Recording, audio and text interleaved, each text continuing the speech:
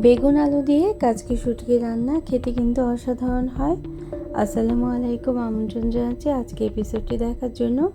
আশা করছি কাছে দূরে সবাই অনেক বেশি ভালো আছেন। রান্নাটা যদি ভালো লাগে তাহলে লাইক, কমেন্ট এবং শেয়ার করতে পারেন, আর চ্যানেলটাকে সাবস্ক্রাইব করে নিতে পারেন। তো সাথে থাকেন কিভাবে করে রান্নাটা করছি। প্রথমে আমি 1 বাটি পরিমাণ কাচকি শুটকি নিয়ে নিলাম। প্রথমে ঝেড়ে বেছে পরিষ্কার করে নিয়েছি, ময়লা থাকে সেটা ফেলে দিয়েছি। এখন একটা শুকনো তাওয়ায় নিয়ে নিতে হবে বা কড়াইতে নিয়ে নিলাম। লো মিডিয়াম আঁচে হালকাভাবে নেড়ে চেড়ে টেলে নিতে হবে, পুড়িয়ে ফেলা যাবে না। এবং যখন ধোয়া উঠবে আর শুটকির একটা ঘ্রাণ ছড়িয়ে পড়বে, ঠিক তখনই কিন্তু নামিয়ে নিতে হবে। নামিয়ে অন্য একটা পাত্রে ঢেলে রাখতে হবে। আর কড়াইতে যদি বেশিক্ষণ রাখা হয় তাহলে এটা আরও বেশি পুড়ে যেতে পারে। অনবরত কিন্তু নাড়তে হবে, না হলে পুড়ে যেতে পারে। লো মিডিয়াম আঁচেই নেড়ে নিতে হবে। এখন নেড়ে নামিয়ে নিলাম এবং গরম পানি দিয়ে ভালোভাবে ধুয়ে নিতে হবে। তবে খুব বেশি গরম পানি দেয়া যাবে না, হাত দেওয়া যায় ঠিক এরকম পরিমাণ গরম পানি দিয়ে 6 থেকে 7 বার পানি পাল্টে আমি ধুয়ে নিয়েছি। অনেক বালি থাকে এবং শুটকিটা ভালোভাবে ধোয়া না হলে এই রান্নাটাও সুস্বাদু হবে না। অনেকবার পানি পাল্টে পরিষ্কার পানি যখন চলে আসছে তখনই বুঝে নিতে হবে ধোয়া হয়েছে ঠিকভাবে। এখন রান্নাটা শুরু করার জন্য প্রথমে আমি প্যানে তেল দিয়ে দিলাম। সরষের তেল দিয়ে রান্নাটা করছি, যে কোনো তেল দিয়ে রান্নাটা করে নিতে পারেন।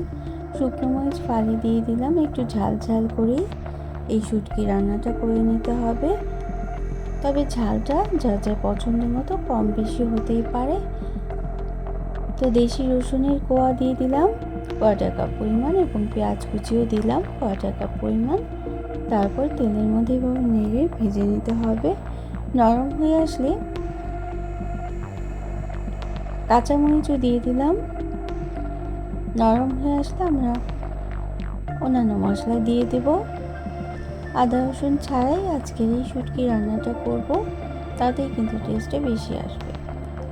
তেলের মধ্যে কাচকি শুটকি ধুয়ে রাখা কাচকি শুটকিটা ভেজে নিতে হবে। প্রথমে পানি দেওয়া যাবে না, তাহলে কিন্তু ভাজাটা ভালো হবে না। তেলের মধ্যে ভেজে নিলে এই শুটকির ঘ্রাণটা কিন্তু অনেকটাই বেড়ে যাবে। পেঁয়াজ কুচি, রসুন এবং কাঁচামরিচ আর কাচকি শুটকিটা আর একটু তেল দিয়ে আমি ভেজে নিচ্ছি। এখন অন্যান্য মশলা বলতে 2 ধরনের মশলাই দিয়ে দিলাম, হলুদ গুঁড়ো এবং ধনে গুঁড়ো। মশলা খুব বেশি ব্যবহার না করাই ভালো শুটকি রান্নাতে, তাহলে শুটকির যে আলাদা একটা টেস্ট থাকে সেটা কিন্তু চলে যেতে পারে। আধা চা চামচ পরিমাণ লবণ দিয়ে দিলাম প্রথমে মশলাটা কষানোর জন্য। তেলের পরিমাণটাও ঠিকঠাক না হলে রান্নাটা কিন্তু ভালো হবে না। আমি বেগুন এবং আলু চিকন করে কেটে নিয়েছি। তা 1 চা চামচ পরিমাণ হলুদের গুঁড়ো এবং 1 চা চামচ ধনে গুঁড়ো দিয়ে দিলাম। তো এই হালকা তেলের মধ্যেই এই 2 ধরনের মশলা ভেজে নিতে হবে। পানি প্রথমে আমরা দেব না। তেলের মধ্যে প্রথমে ভেজে নেওয়ার জন্য আর 1 চা চামচ পরিমাণ তেল দিয়েছি এবং চিকন করে রাখা আলুটাও দিয়ে দিলাম। আলুটা খুব চিকন করে কেটে নিতে হবে এবং বেগুনটাও চিকন করে কেটে নিতে হবে। তবে বেগুনটা একটু মোটা ধরনের করে নিতে হবে, তার কারণ আমরা জানি যে বেগুনটা তাড়াতাড়ি সিদ্ধ হয়ে যায়। তো অল্প পানি দিয়ে আলুটা সিদ্ধ করে নিয়েছিলাম। আর আধা চা চামচ পরিমাণ লবণ দিয়ে দিলাম। শুকনো মরিচের গুঁড়ো দিয়ে দিলাম 1 চা চামচ পরিমাণ। শুটকি রান্না ঝাল ঝাল না হলে খেতে ভালো লাগে না। তো এখন আবারও নেড়ে নিতে হবে। এখনও কিন্তু আমরা কোনো পানি দেইনি। তেলের মধ্যে মশলা এবং সবজিটা ভেজে নিলে শুটকির সাথে সেটার টেস্টটা অনেকটাই বেড়ে যাবে। আলুটা কিছু সময় ভেজে নেওয়ার পর অনেকটাই কিন্তু সিদ্ধ হয়ে আসছে আলুটা। যখন অর্ধেকটা সিদ্ধ হবে আলু, তখনই আমরা বেগুনটা দিয়ে দেব এবং আবারও তেলের মধ্যে ভেজে নেব। 8 থেকে 10 মিনিট নেড়ে নেওয়ার পর আমরা আধা কাপ পরিমাণ পানি দিয়ে দেব।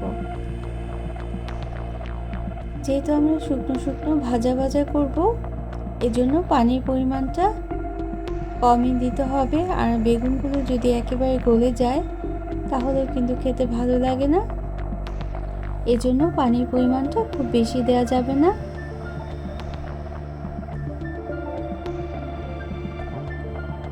প্রায় 8 থেকে 10 মিনিট নেড়ে চেড়ে বেগুনটাও সবজির মধ্যে ভেজে নিতে হবে। এ পর্যন্ত যারা দেখলেন একটা লাইক দিতে ভুলে গিয়েছেন, অবশ্যই কিন্তু একটা লাইক দিয়ে দিতে পারেন, প্রয়োজনীয় কমেন্ট করতে পারেন এবং শেয়ার করতে পারেন ফ্রেন্ডস অ্যান্ড ফ্যামিলির সাথে। আর যারা প্রথম ভিজিট করছেন তারা চাইলে চ্যানেলটিকে সাবস্ক্রাইব করে বেল বাটনটাকে একটা প্রেস করে রাখতে পারেন, তাহলে নোটিফিকেশন পেয়ে পরবর্তী রেসিপিগুলো দেখে নিতে পারবেন।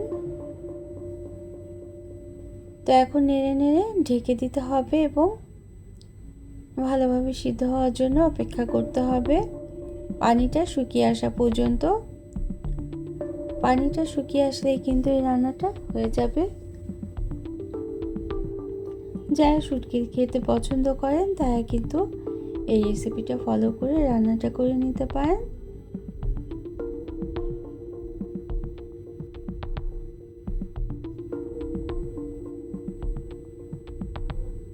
বেশ কিছুক্ষণ সময় নিয়ে নেড়ে চেড়ে পানিটা আমি শুকিয়ে নিয়েছি। পানিটা শুকাতে শুকাতেই কিন্তু অনেকটাই ভাজা ভাজা হয়ে যাবে এবং রান্নাটাও শেষের দিকে চলে যাবে। তো এই পর্যন্ত যারা সাথে থাকলেন তাদের জন্য রইল অনেক অনেক ভালোবাসা এবং শুভকামনা।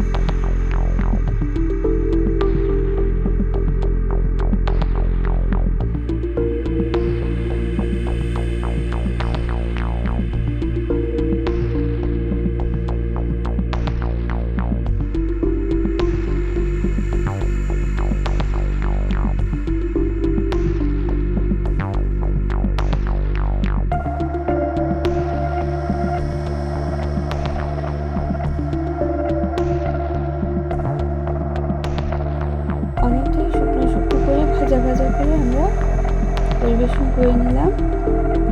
অন্য কোনো দিনে অন্য কোনো রেসিপি নিয়ে আসবো। সেই পর্যন্ত সবাই অনেক বেশি ভালো থাকবেন, আমাদের জন্য দোয়া করবেন। Thanks for watching. আল্লাহ হাফেজ।